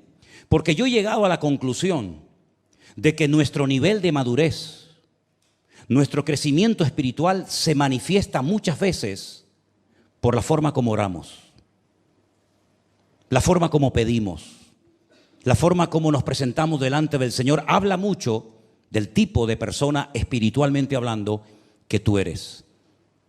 Hay personas que oran y piden, pero no están orando bíblicamente, no están orando bien. A veces por gracia y por pura misericordia de Dios, a pesar de no haber orado todo lo correcto que deberíamos de haberlo hecho, obtenemos respuestas. Pero creo que nuestro objetivo debería ser pedirle al Señor: Señor, enséñame a orar bien y eficazmente. Renovar mi vida de oración, mi vocabulario a la hora de orar. Y no es cuestión de gritos, no es cuestión de hacer un show ni un espectáculo, ni llamar la atención hacia mi persona, porque todo lo que hagas que llame la atención hacia tu persona, ya empezaste mal. Primero, la oración tú tienes que pasar desapercibida. El que tiene que notarse es el Señor, no tu palabra, ni tus gestos, ni tus espavientos, en primer lugar. En segundo lugar, la oración tiene que ser hecha conforme a la voluntad de Dios. Pero ¿cómo vas a orar conforme a la voluntad de Dios si no lees la Biblia e indagas cuál es la esencia del corazón de Dios? Voy a ponerles 3 ejemplos de 3 personajes diferentes de la Biblia que oraron, que hablaron no muy bien que digamos, aunque obtuvieron respuesta, pero se demuestra su falta de madurez a la hora de pedir o a la hora de hablar. ¿Se acuerdan ustedes, conocen a un personaje llamado Eliezer? ¿O Eliezer? ¿Quién era Eliezer? Un nombre muy bonito que significa Elí, mi Dios, Ezer, mi Dios es mi ayuda. Mi Dios es el que me ayuda. Eliezer era el hombre de confianza a la mano derecha del patriarca Abraham, ¿se acuerdan? Abraham tenía un criado, probablemente un mayordomo de muchos años en la casa, que delega sobre él y pone sobre sus hombros una responsabilidad tremenda. Espero que cuando llegue un momento en el que tengas que responder y tengas que actuar en base a la responsabilidad que se te ha delegado, lo hagas bien y dejes en alto el honor de Dios. Porque Abraham se quedó en casa, Isaac se quedó en casa, y al que mandó a lejanas tierras fue a su criado, a su mayordomo llamado Eliezer. Él tuvo que viajar durante días, semanas, tal vez probablemente, y no exagero, meses, hasta llegar a un lugar donde Abraham le había dicho que nunca llevara a su hijo, que él tenía que ir a buscar una ayuda idónea, una esposa para su hijo Isaac. Isaac estaba roto, porque Isaac se despidió de su madre el día que su padre lo lleva al monte Moriah de Jerusalén para ser sacrificado sobre un altar, ¿se acuerdan?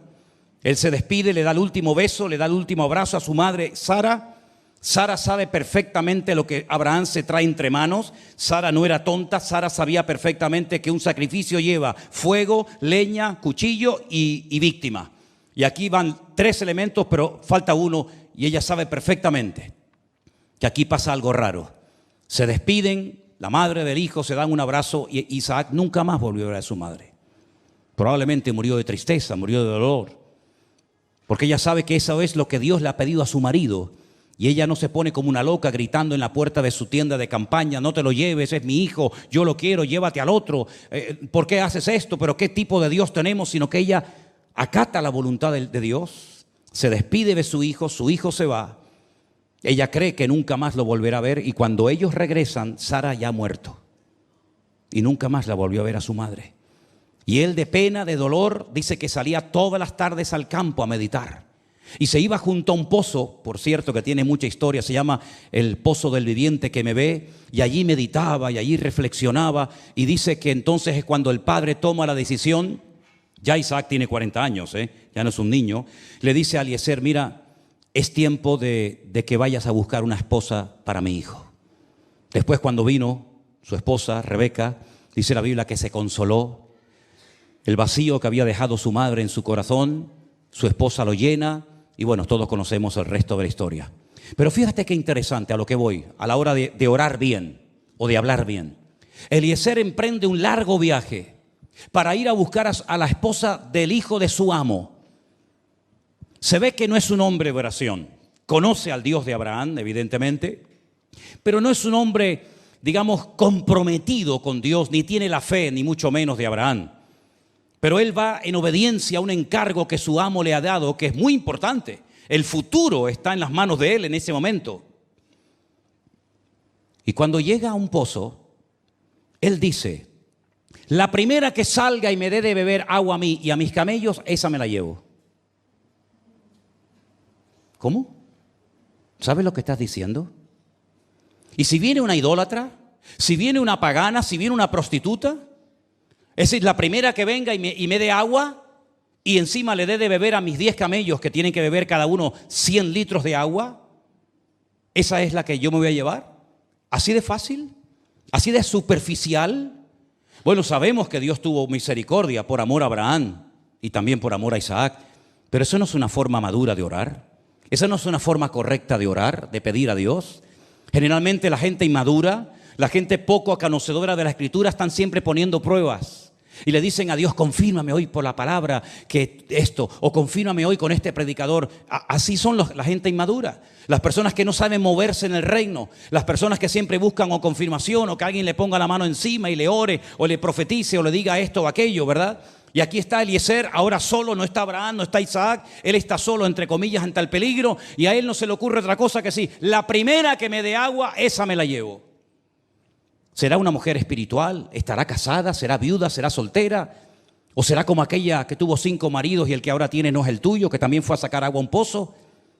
Fíjate cómo se la jugó este hombre, orando y pidiendo algo que uno dice, pero qué poca profundidad, qué poca espiritualidad hay en todo esto. Bueno, por la gracia y la misericordia de Dios le salió bien el experimento, pero te la jugaste, amigo. Te la jugaste. ¿Te imaginas que hubiera llegado otro tipo de mujer y esa es la que te vas a llevar? Y esa es la que va a ser una de las matriarcas más importantes en la historia del pueblo de Israel. ¿Sabe lo que hay detrás de esta elección? El otro personaje que me llama mucho la atención, tampoco podríamos esperar mucho más de él, es una persona que no fue nunca nada espiritual. Aparentemente tenía pinceladas de ser un hombre espiritual. De vez en cuando parece que cambiaba, que se arrepentía, pero en el fondo de su corazón la realidad, la cruda realidad, nos guste o no, es que él nunca fue un hombre espiritual.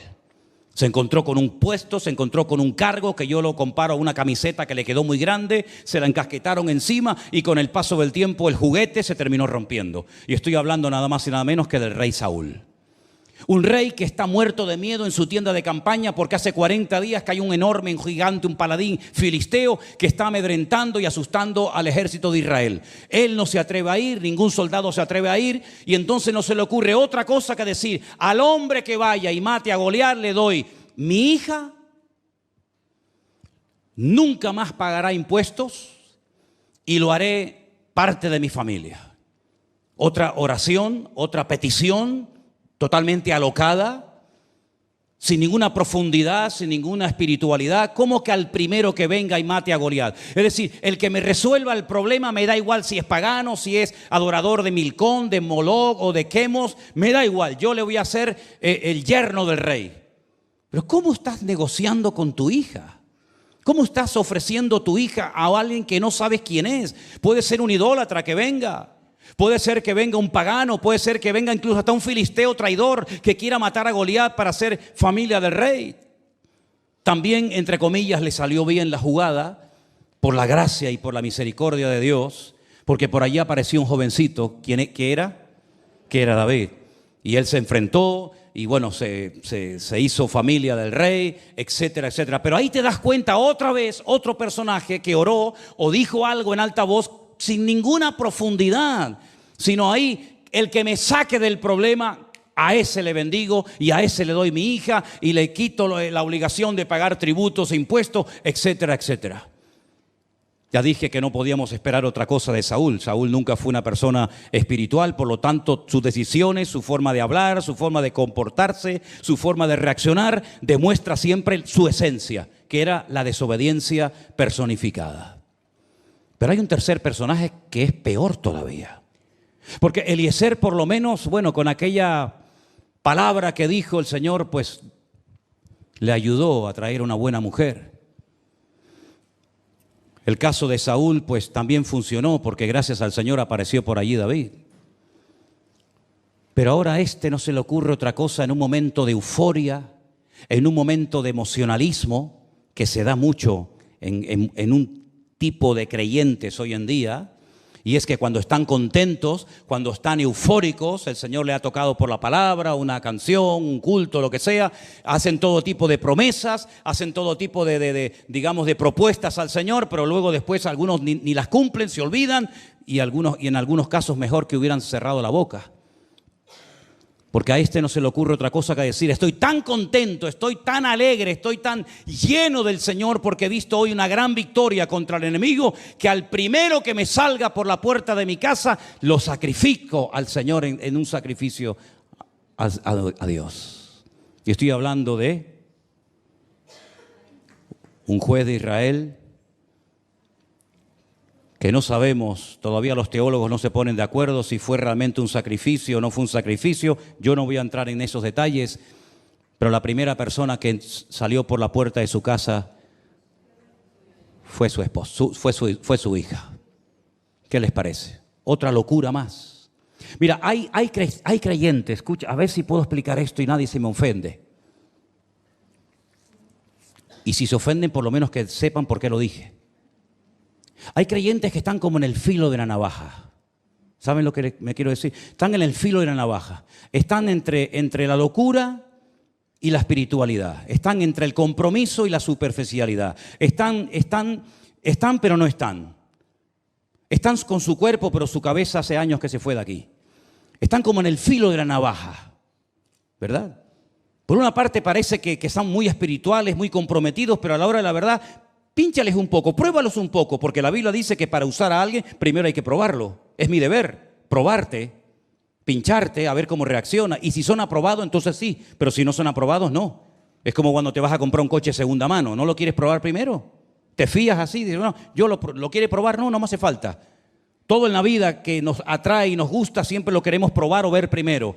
Cuando las mujeres van de compras aquí a las tiendas,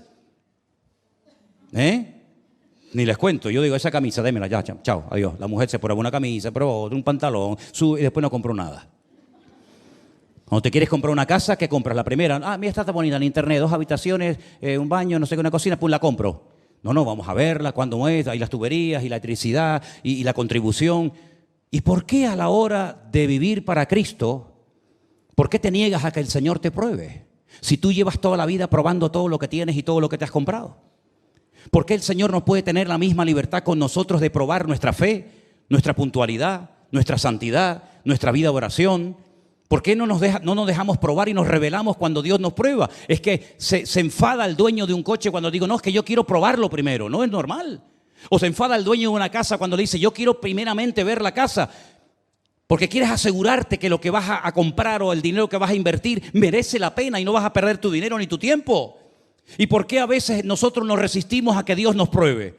Cuando sabemos que lo que Dios trae a nuestra vida y nos prueba siempre va a ser para nuestro desarrollo y nuestro crecimiento espiritual.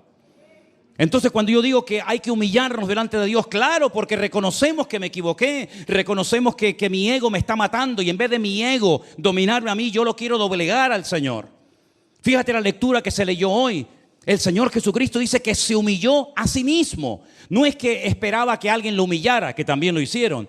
Pero Él toma la iniciativa, dice, se humilló a sí mismo y siendo en forma de Dios, no estimó el ser igual a Dios como cosa que aferrarse, sino que se hizo siervo, obediente hasta la muerte y muerte de cruz. Y porque se humilló, Dios lo exaltó hasta lo sumo y le dio un nombre sobre todo nombre para que en su nombre se doble toda rodilla y toda lengua confiese que Él es el Señor, para gloria de Dios Padre.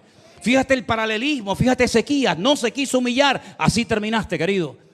Sin hijos, sin familia, sin salud, sin vista, sin nada, porque no has querido humillarte.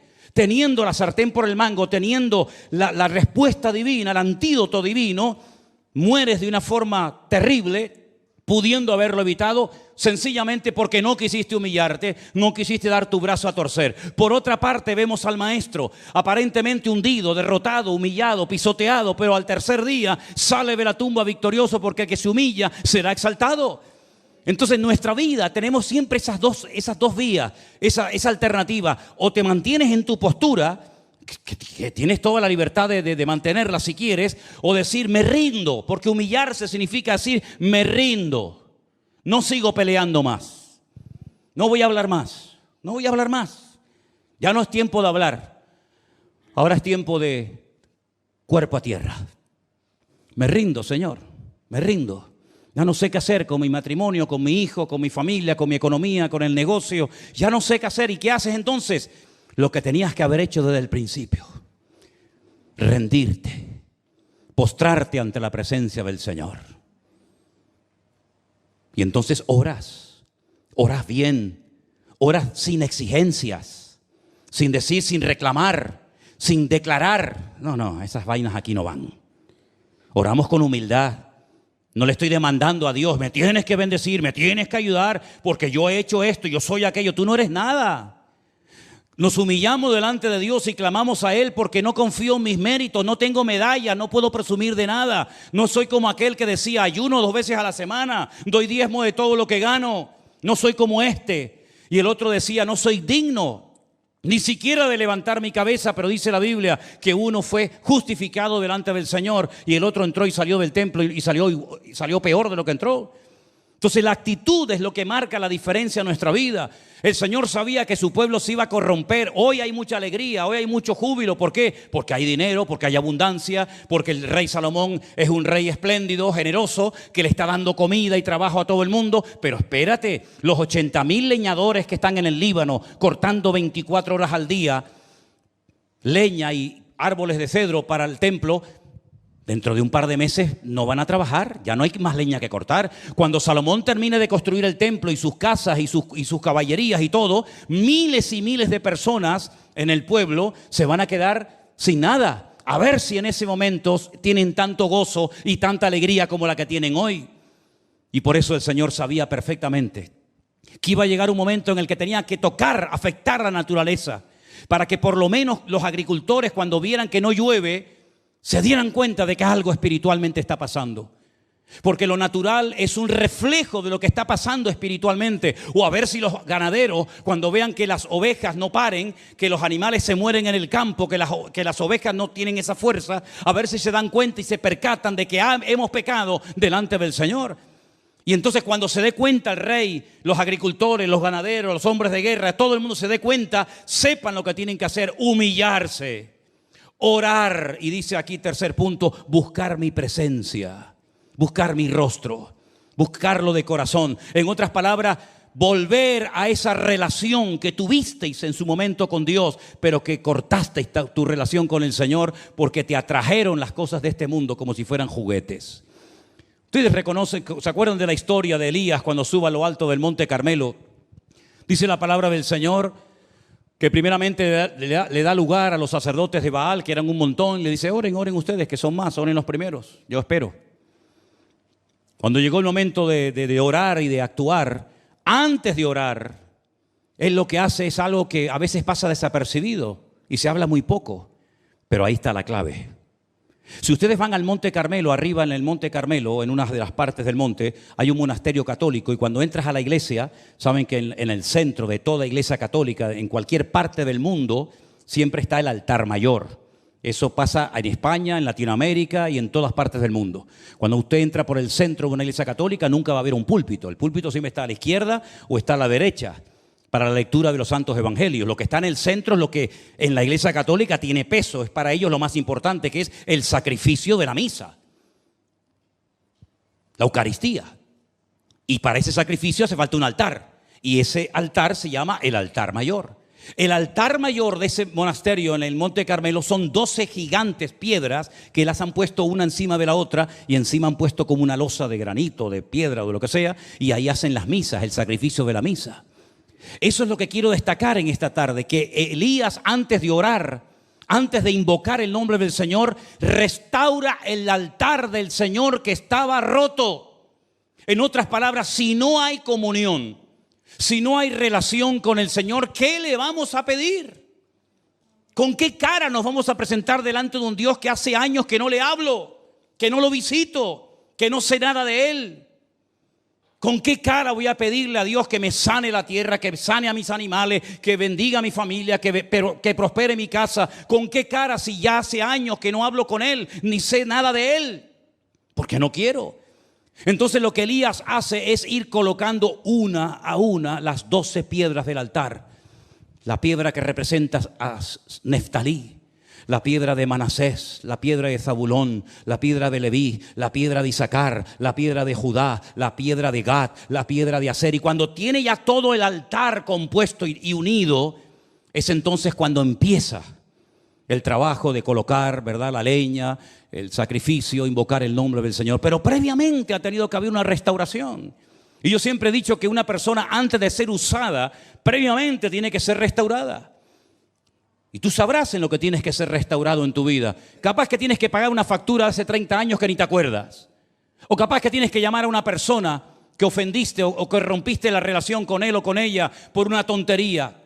¿Cuántas familias se han separado por herencias? Qué peligrosas son las herencias, ¿eh? Yo no las quiero, ¿eh? Yo no quiero herencias de nadie.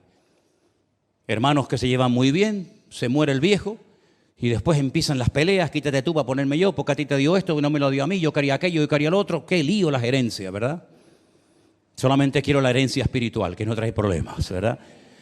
Pero saben, mis queridos hermanos, aquí lo que está diciendo el Señor es que cuando ustedes se humillen, cuando ustedes busquen mi rostro, lo que tienen que hacer antes de que yo comience a sanar la tierra, antes de que yo comience otra vez a mandar la lluvia temprana y tardía, antes de que comience todo a cambiar en lo natural, primeramente ustedes tienen que recuperar su relación con el Señor.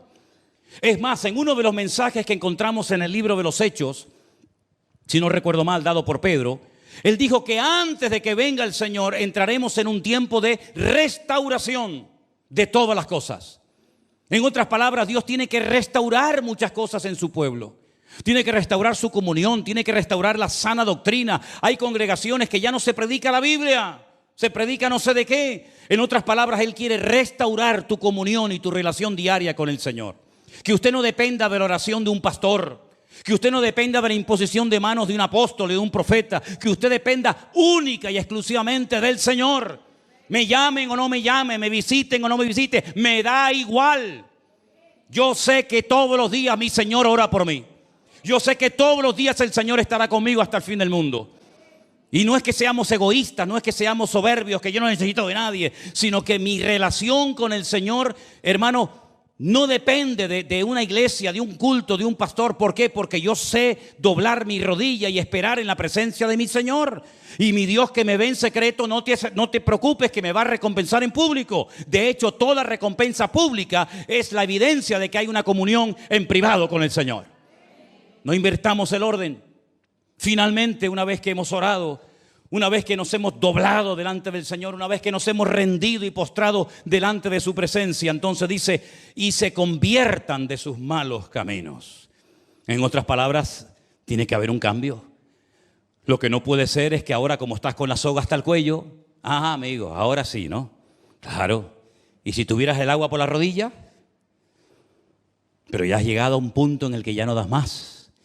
Bueno, pues ahora lo que tienes que hacer es sentarte y decirle al Señor, ¿dónde comenzó mi deterioro espiritual? ¿Dónde perdí a mi hijo? ¿En qué parte del camino lo perdí? ¿En qué parte mi matrimonio comenzó a hacer aguas y yo no me di ni cuenta? ¿En qué parte perdí la gloria y la presencia de Dios en mi vida y no me percaté de ello? Porque la palabra de Dios dice que Sansón, por coquetear y flirtear con el pecado, dice que un día la presencia, el Espíritu de Dios se fue de él y no lo sabía.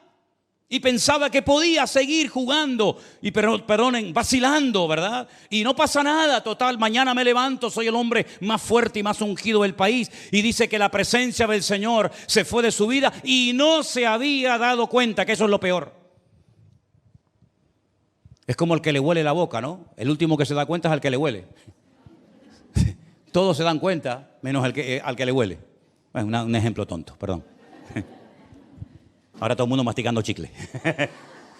A Saúl le pasó lo mismo. A Saúl le pasó lo mismo, ¿no? Como soy el rey, pues no tiene nada que ver. El cargo, la responsabilidad, la edad que tiene, no te vacuna, no te inmuniza en contra de llevar una vida de orden delante de Dios. Otro que perdió la presencia del Señor y no se dio cuenta. Y alguno, por si acaso está por ahí o en casa viendo el culto, dirá, pero está citando temas y personajes del Antiguo Testamento. Eso no pasa hoy en día. ¿Ah, no? No pasa eso hoy en día. Si alguno se ha descarriado de entre vosotros, hermanos, sepa que el que haga volver al pecador del error de su camino salvará de muerte un alma y cubrirá multitud de pecados. ¿Qué te parece? ¿Y la iglesia de la Odisea? ¿Te gusta ese ejemplo? La iglesia, no hablo de una keilá, pero de una sinagoga, hablo de una iglesia cristiana, de una comunidad cristiana. He aquí estoy a la puerta, llamo, si alguno oye mi voz y abre la puerta, entraré a él, cenaré con él y él conmigo. ¿A quién le cantaba esa gente? ¿A quién le estaban rendiendo culto los hermanos de la iglesia de la Odisea? No, es que nos hemos enriquecido, no tenemos necesidad de nada. Y el Señor la confronta y le dice, no saben nada, pobres, ciegos, desnudos, desventurados. En otras palabras, también otra iglesia entera había perdido la gloria, la presencia del Señor de la iglesia y no se habían percatado, no se habían dado cuenta. Y a la iglesia de Sardis, tienes nombre de que vives, pero estás muerto. En otras palabras, cuidado, porque a veces miramos los errores o los pecados de otro como para justificar los nuestros propios, y es un gravísimo error. Aquí lo que tenemos que hacer todos es lo que dice el texto: humillarnos, orar delante de Dios, buscar su rostro y convertirnos de nuestros malos caminos. ¿Cuántos dicen amén? Para el mundo, humillarse es señal de debilidad. De hecho, a veces he escuchado a alguna gente que dice: yo no me voy a dejar humillar por nadie. Yo tengo mi orgullo. Y yo digo para mí, así te va. A mí no me humilla nadie. Porque yo ya me morí hace 40 años. Y a un muerto no se le puede humillar. ¿Sí o no? Los vivos son los que se ofenden. Los vivos son los que reaccionan. Los muertos no reaccionan. Están muertos, no sienten. No pueden reaccionar, no pueden pensar, no pueden defenderse. ¿Y no dice la Biblia que la vida cristiana tenemos que morir para vivir? Cuando nos bautizamos, ¿qué estuvimos haciendo? ¿Nos fuimos a dar un baño porque hacía mucho calor? ¿O quisimos sepultar debajo del agua nuestra antigua vida para resucitar a una vida nueva? O ese texto que dice Pablo, donde dice: ya no vivo yo, mas vive Cristo en mí, lo que ahora vivo lo vivo en la fe del Hijo de Dios, ¿verdad? El cual me amó y me salvó y se dio a sí mismo por mí. ¿Eso que solamente es para Él? ¿O eso también es un lema para todos y para cada uno de nosotros? Miren lo que dice, por ejemplo, Primera de Pedro 5:6. No sé si lo tienen por ahí preparado. Léalo conmigo, por favor, hermano. Primera de Pedro 5:6 dice: humillaos pues bajo la poderosa mano de Dios, para que Él os exalte cuando fuere tiempo. ¿Cuándo es el tiempo? No lo sé. El tiempo de humillarse, ¿cuándo es? Ahora. Y el de ser exaltado, no lo sé. Pero yo sé que si me humillo delante de Dios, pero escuchen, por si alguien piensa que, bueno, me humillo una vez. No, es toda la vida, todos los días. Todos los días empezamos de cero. Cada vez que me subo aquí arriba me tiro al suelo, esa es mi costumbre, no sé lo que harán otros. Yo cada vez que me subo aquí me tiro al suelo y me pongo tirado a tierra. Digo: Señor, he predicado miles de veces, pero ahora es como si fuera una vez más. Y dependo del Señor cada día, para todo, para todo dependo, y cada vez más, cada vez más. No es que cada vez menos, al contrario, cada vez te das cuenta de que dependes más del Señor, pero para todo, absolutamente para todo. Y a veces digo: Señor, que no me inviten, porque cuando me invitan ya me pongo nervioso, ya no como, ya no duermo, porque estoy pensando que voy a hablar, que no voy a hablar. Y dice: pero después de tanto tiempo, todavía, claro que sí. Y es humillarnos delante del Señor cada día. No es que me humillé hace 30 años y ahora ya nada, no. Es cada día me humillo delante del Señor. Dice Lucas 14:11, tremendo este versículo también: porque cualquiera que se enaltece será humillado, y el que se humilla será enaltecido. ¿Saben quién fue la primera, no sé si decir persona, porque no es correcto decir persona, pero el primer ente, el primer personaje que se exaltó delante de Dios? ¿Saben quién fue? Ese mismo. Satanás. Satanás se vio tan hermoso, tan capaz, que mirando aquella vestidura, porque yo siempre he dicho al Señor, le he preguntado al Señor: Señor, ¿cómo creaste a Satanás tan hermoso y a nosotros tan feos? Coges barro y no nos das ni un trapito.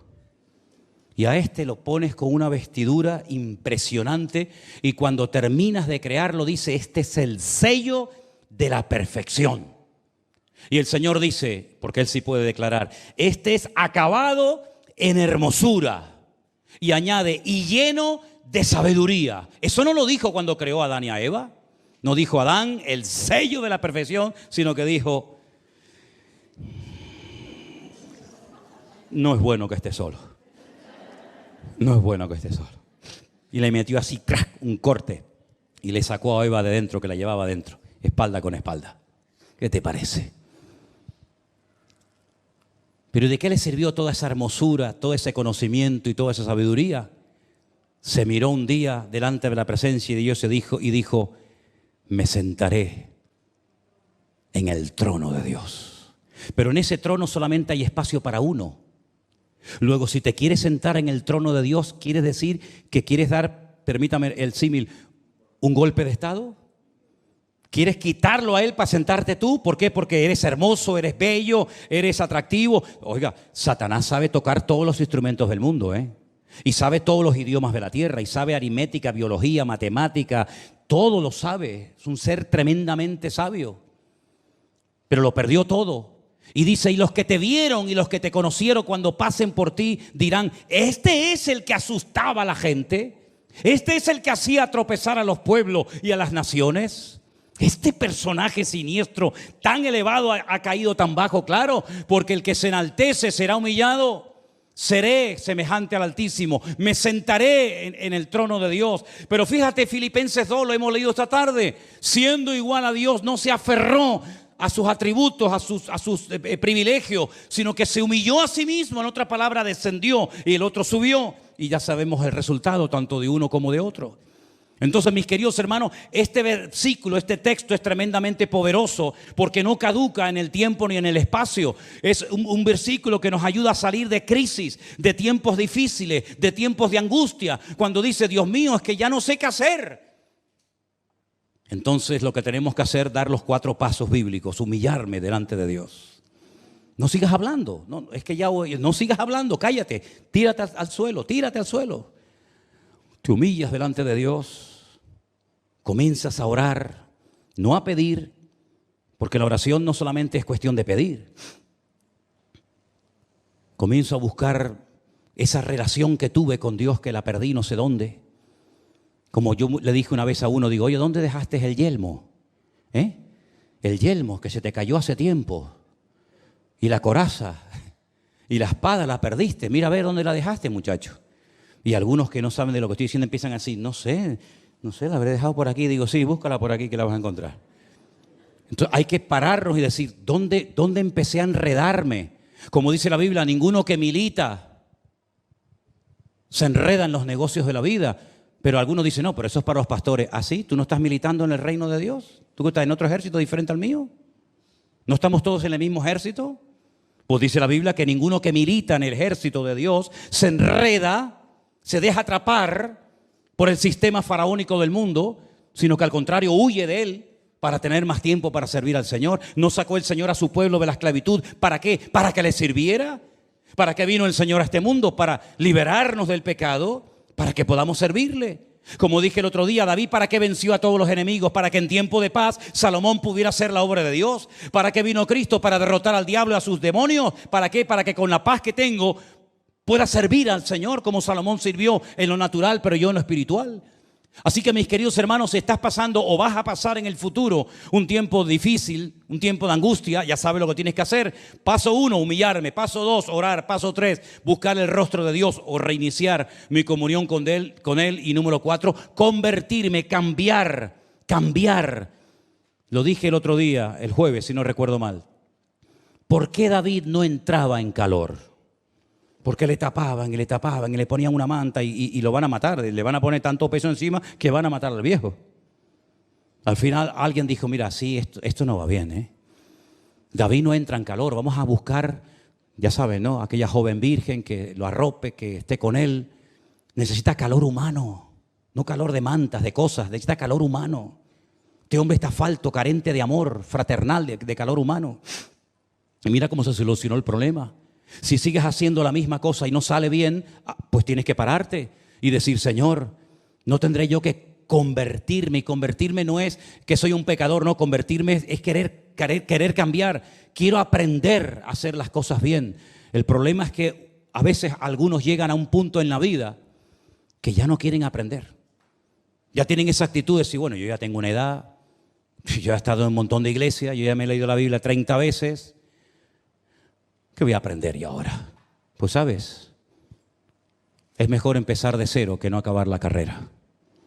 El Señor hoy nos da la respuesta bíblica, el antídoto perfecto para salir de cualquier crisis. Ay, si don Pedro, ese, el que vive allí. Pedro, humíllate delante de Dios, busca el rostro de Dios y España levantará cabeza. Señor Maduro, yo sé que este mensaje lo va a ver. Señor Maduro, déjese de rollos. La Navidad no es el 1 de octubre, caballero. Usted lo que tiene que hacer es lo que dice la palabra de Dios, humillarse delante de Dios, pedirle perdón a los venezolanos por el destrozo que está haciendo en su tierra, que se la entregaron hermosa y la va a entregar hecha a pedazos. Orar delante de Dios, no irte a los brujos, santeros y curanderos. Buscar la presencia del Señor, humillarte delante de Él, cambiar el rumbo, dejarte pastorear, dejarte asesorar y el Señor sanará otra vez a Venezuela y a Cuba y a cualquier... Pero si no hacemos lo que Dios manda que hagamos, después no le echemos la culpa a Dios de que las cosas no salen bien. El problema, ya digo, no está en el Creador, el problema está en la criatura. El problema no estuvo en Dios, el problema estuvo en Adán. El problema no estuvo en Dios, el problema estuvo en Israel. El problema no estuvo en Dios, estuvo en el rey. Y así sucesivamente. Por eso, mis queridos hermanos, vivamos cada día humillados delante de la presencia del Señor. Porque Dios ama a los humildes y a los altivos los mira de lejos. Qué versículo más bonito, ¿verdad? Bueno, vamos a orar en esta tarde, hermanos. Cierra tus ojos ahí donde estás. Bendito sea nuestro Dios. Ya sabemos lo que tenemos que hacer. Gloria a Dios. Gloria a Dios. Ya no hay excusa. Ya no hay excusa. Ya sabemos lo que tenemos que hacer. Humillarnos delante del Señor. Orar bien delante de Él. Buscar su rostro de todo corazón. Convertirnos de nuestros malos caminos. Y entonces, dice el Señor, yo sanaré vuestra tierra y perdonaré vuestros pecados. Bendito sea nuestro Dios. Si nosotros hacemos nuestra parte, no les quepa la menor duda, mis hermanos queridos, que Dios cumplirá también con su parte. Es un versículo que nos habla de lo que nosotros tenemos que hacer y de lo que Dios hará si nosotros hacemos nuestra parte. Ambos se complementan. Dios no va a actuar independientemente de nosotros ni nosotros de Él. Nos juntamos, yo reconozco mi incapacidad, yo reconozco mi dependencia de mi Dios y mi Dios vendrá en mi auxilio cuando me esté hundiendo en las tormentas de la vida. Señor, sálvame que perezco, y el Señor estirará su mano y me sacará y me dirá, tranquilo, yo estoy contigo todos los días hasta el fin del mundo. Nuestro Dios cada día nos da oportunidades para demostrar nuestra madurez. Nuestro Dios cada vez nos dará mayores responsabilidades. Crezcamos y maduremos de tal manera que dejemos siempre en buen lugar y la gloria de Dios en alto. Aleluya. Póngase de pie conmigo, mi hermano querido. Gloria a tu nombre. Gloria a tu nombre.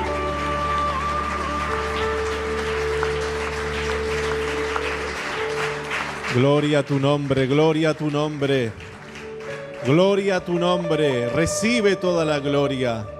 Gracias, Señor, te damos por este tiempo en tu presencia.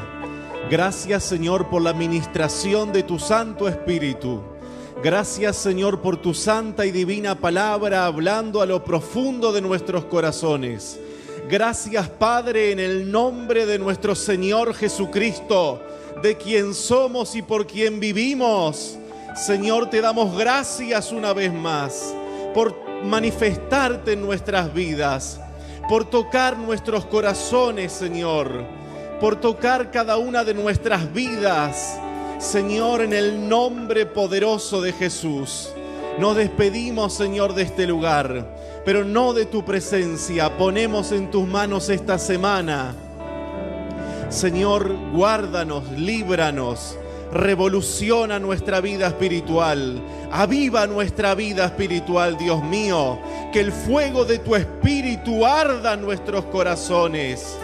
Padre, en el nombre de Jesús de Nazaret, que todo altar privado, Señor, sea restaurado para que tu fuego descienda, para que tu fuego caiga, para que la manifestación de tu gloria sea evidente.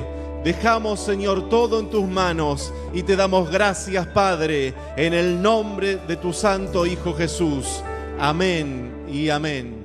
Gloria a Dios, hermanos.